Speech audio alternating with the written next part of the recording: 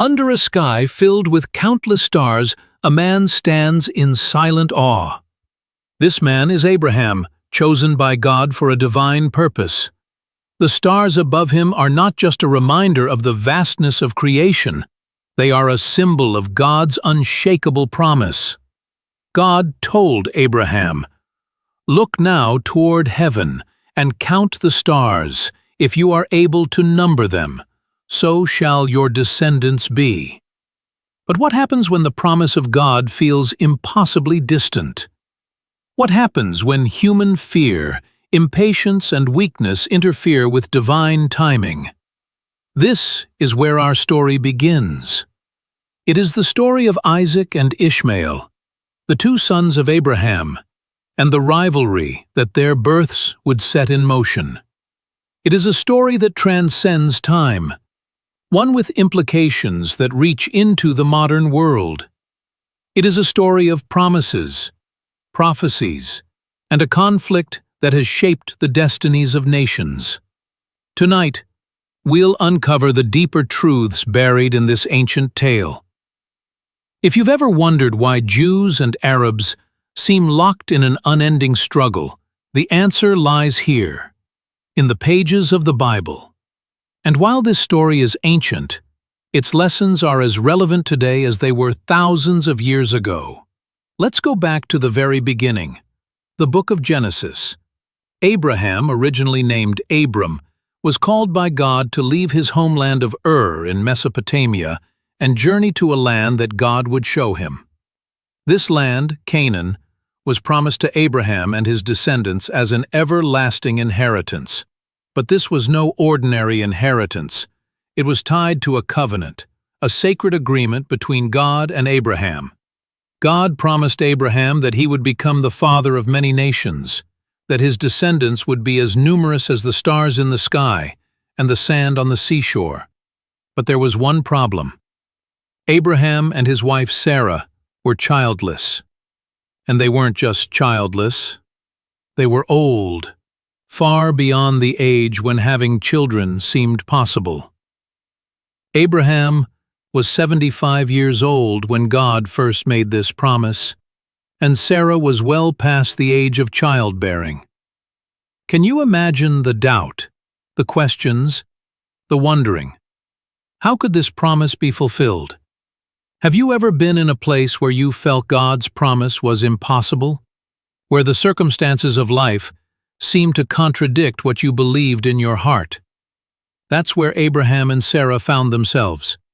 And as the years passed without a child, their faith was tested. Sarah, in her desperation, came up with a plan that would change the course of history. She offered her maidservant, Hagar, to Abraham as a surrogate. In the culture of the time, this was an acceptable practice. If a wife could not bear children, she could provide a servant to bear children on her behalf. But while this might have been culturally acceptable, it was not God's plan. Hagar became pregnant, and her son Ishmael was born. For a time, it seemed that Ishmael would be the heir to Abraham's legacy. But this decision was not without consequences. The Bible tells us that tension quickly arose between Sarah and Hagar. Hagar, once a servant, now held a unique position as the mother of Abraham's firstborn. This shift in dynamics created jealousy, resentment, and conflict. Hagar, feeling mistreated and unwanted, fled into the wilderness. Can you picture the scene? A young woman, alone, wandering through the harsh desert, carrying the weight of rejection and uncertainty. But it's in this wilderness that God meets her. An angel of the Lord appears to Hagar and speaks words of comfort and promise. "Behold, you are with child, and you shall bear a son. You shall call his name Ishmael, because the Lord has heard your affliction." The angel tells Hagar that Ishmael will become the father of a great nation. But there's more. The angel also says that Ishmael will be a wild man, and that his hand will be against every man, and every man's hand against him. These words are both a blessing and a prophecy. A glimpse into the future of Ishmael's descendants. Hagar returns to Abraham's household, and Ishmael is born. For 13 years, Ishmael is Abraham's only son. Imagine the bond between them. Imagine Abraham teaching Ishmael, guiding him, and pouring his love into him. For those 13 years, it seemed that Ishmael might be the fulfillment of God's promise. But then, the miraculous happened. Sarah, despite her old age, conceived a child. It was a miracle, a fulfillment of God's promise. Her son, Isaac, was born, and he became the child of promise, the one through whom God's covenant with Abraham would be fulfilled. Isaac was the heir to the land, the blessings, and the spiritual legacy that God had promised. But this miracle brought with it a new wave of conflict. As Isaac grew, the tension between Sarah and Hagar and between Isaac and Ishmael reached its breaking point. Sarah, protective of her son, demanded that Abraham send Hagar and Ishmael away. She could not bear the thought of Ishmael sharing in Isaac's inheritance. Abraham was deeply distressed. How could he send away his own son? How could he choose between them? But God spoke to Abraham, telling him to listen to Sarah. God reassured Abraham that while Isaac was the child of promise, Ishmael would not be forgotten. God promised that Ishmael, too, would become a great nation. So, Hagar and Ishmael were sent away, into the wilderness once again.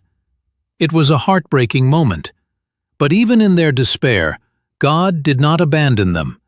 In the wilderness, God provided for them, and He reaffirmed His promise to Hagar. Now let's step back and look at the bigger picture. What do we see here? 2 sons, 2 mothers, 2 nations. Isaac, the father of the Jewish people, and Ishmael, the father of the Arab people. Both were blessed by God, but their destinies were different. Isaac was the child of promise, the one through whom God's covenant would be fulfilled. Ishmael, though blessed, was not part of that covenant. This division, this divine tension, has shaped the course of history. Isaac's descendants, through his son Jacob, became the Israelites, the Jewish people. They inherited the covenant, the land, and the promises of God. Ishmael's descendants, on the other hand, became the Arab nations. They too grew into a vast and powerful people, but their relationship with Isaac's descendants was marked by conflict. But this story is about more than just history. It's about the human heart. It's about the struggle to understand God's plans. And it's about the consequences of trying to take matters into our own hands. Sarah and Abraham's decision to have a child through Hagar was an attempt to fulfill God's promise in their own way. It was a human solution to a divine problem. And while God redeemed their decision and blessed both Isaac and Ishmael, the consequences of that choice have echoed through the ages. Fast forward to today, and the echoes of this ancient story are everywhere. The conflict between Jews and Arabs is not just political, it's deeply spiritual. It's a battle over identity, over promises, over destiny. The land of Canaan, now modern-day Israel and Palestine, remains at the center of this struggle. For the Jewish people, it is their God-given inheritance. For the Arab people, it is a land of deep historical and cultural significance. But why does this conflict feel so unending? Why does peace seem so elusive? To answer that, we must look at the spiritual dimension. The Bible tells us that there is an adversary, Satan, who seeks to destroy what God has created. He thrives on division, on hatred, on war.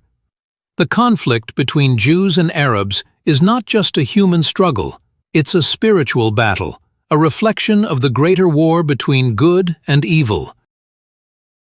The story of Isaac and Ishmael is not just about 2 brothers or 2 nations. It's a story about humanity's relationship with God. It's about faith, trust, and the consequences of stepping outside of God's perfect plan. Isaac represents the fulfillment of God's promise, the miraculous evidence of His faithfulness. Ishmael, on the other hand, represents human effort, an attempt to force God's hand instead of waiting on His timing. This tension between faith and works, between waiting on God and taking matters into our own hands, is something we all experience.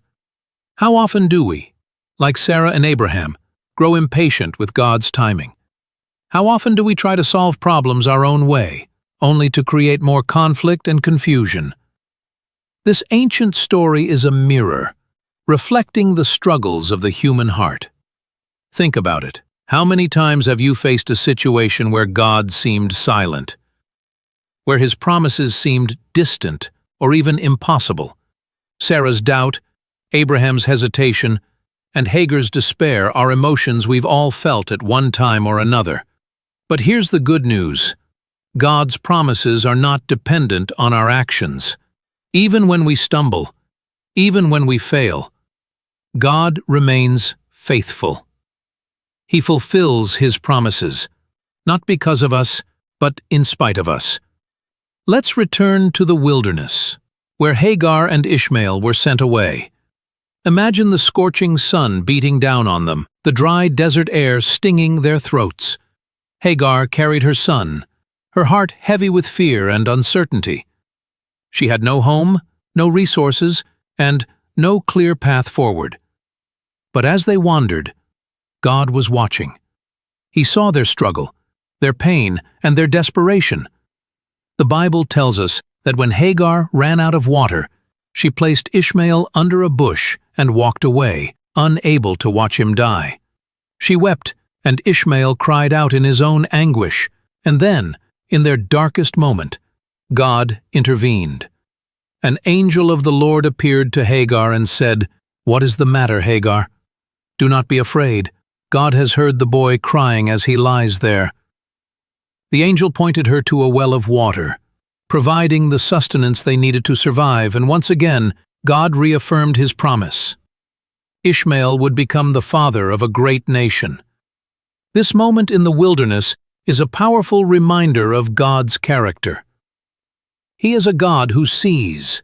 He is a God who hears. He is a God who provides. Even when Hagar and Ishmael felt abandoned, God was with them.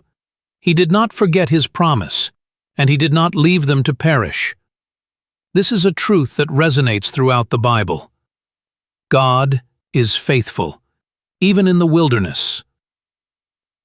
From this point forward, the lives of Isaac and Ishmael take separate paths, but their destinies remain intertwined. Isaac's descendants, the Israelites, faced slavery in Egypt, wandering in the wilderness, and countless battles to claim and defend the Promised Land. Yet, through it all, God's faithfulness never wavered. Ishmael's descendants, on the other hand, became a vast and influential people, the Arab nations. They settled in the regions surrounding the land of Canaan, and their influence spread far and wide. The promise made to Hagar, that Ishmael would father a great nation, was fulfilled in remarkable ways. The Arab people have made indelible contributions to culture, science, and civilization. But the tension between the descendants of Isaac and Ishmael persisted, rooted in the struggle for identity, inheritance, and divine favor. Fast forward to the establishment of the modern state of Israel in 1948. This event, seen by many as a fulfillment of biblical prophecy, reignited the ancient tension between Jews and Arabs. The land of Israel, sacred to both groups, became a battleground once again. For the Jewish people, it is the land promised to them by God, a physical manifestation of His covenant with Abraham. For the Arab people, it is a land of deep historical significance, a place tied to their identity and heritage.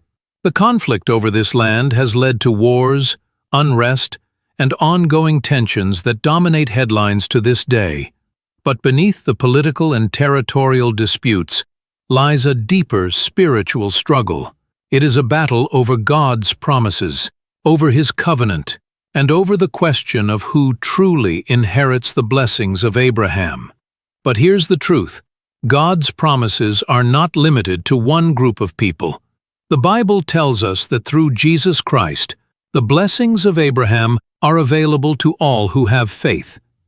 Galatians 3:29 says, "If you belong to Christ, then you are Abraham's seed and heirs according to the promise." This means that the ultimate inheritance is not about land or territory. It's about a relationship with God. So what does this mean for the conflict between Jews and Arabs? It means that peace is possible, not through human efforts, but through God's plan of redemption. The Bible tells us that one day every nation, tribe, and tongue will come together to worship God. Revelation 7:9 paints a beautiful picture of this. "After this I looked, and there before me was a great multitude that no one could count, from every nation, tribe, people, and language, standing before the throne and before the Lamb." This is the ultimate promise, that the divisions that have plagued humanity for centuries will one day be healed. The story of Isaac and Ishmael, while marked by conflict, is also a story of hope. It reminds us that God's plans are bigger than our divisions, and His promises are greater than our struggles. But until that day comes, what can we do? How can we, as individuals, contribute to peace and understanding? The answer lies in prayer, compassion, and a commitment to seek God's will. We are called to be peacemakers, to love our neighbors, and to reflect the character of Christ in our words and actions. As we close this journey through the story of Isaac and Ishmael, I want to leave you with a question. What role does faith play in your life? How do you respond when God's promises feel distant or impossible? The story of Isaac and Ishmael is a reminder that God is faithful, even when we are not. It's a reminder that His plans are perfect, even when we can't see them. And it's a reminder that His promises are unshakable, even in the face of human failure. Thank you for joining us on this journey. If this story has brought you new insight, I encourage you to reflect on what it means for your own life. And if you'd like to hear more stories like this, stories of prophecy, faith, and truth, don't forget to like, share, and subscribe. Until next time, may you find peace in the promises of God.